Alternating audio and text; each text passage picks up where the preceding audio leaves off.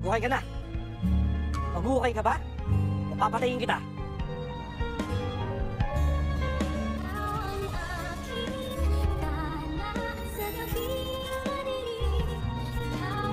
Nasundan nga ni na Giselle at Doc RJ itong si Moira. Nag-aalala nga itong si Giselle na baka may ginawang masama itong si Moira sa kanyang papa at natatakot siya na baka papatayin nito.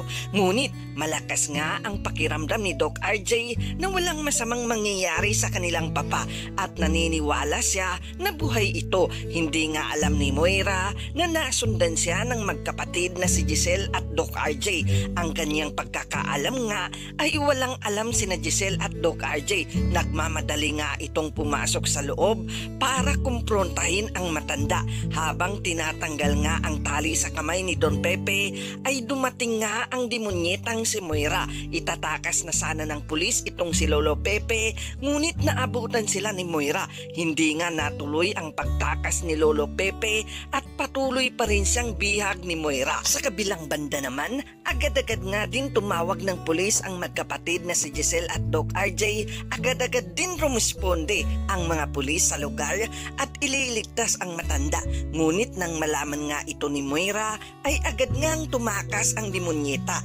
Tanging ang tauhan na lang ni Moira ang natira at ang pulis na magliligtas sana kay Lolo Pepe. Nang makapasok na nga ang mga pulis ay agad ngang itinakas ng tauhan ni Moira ang matanda.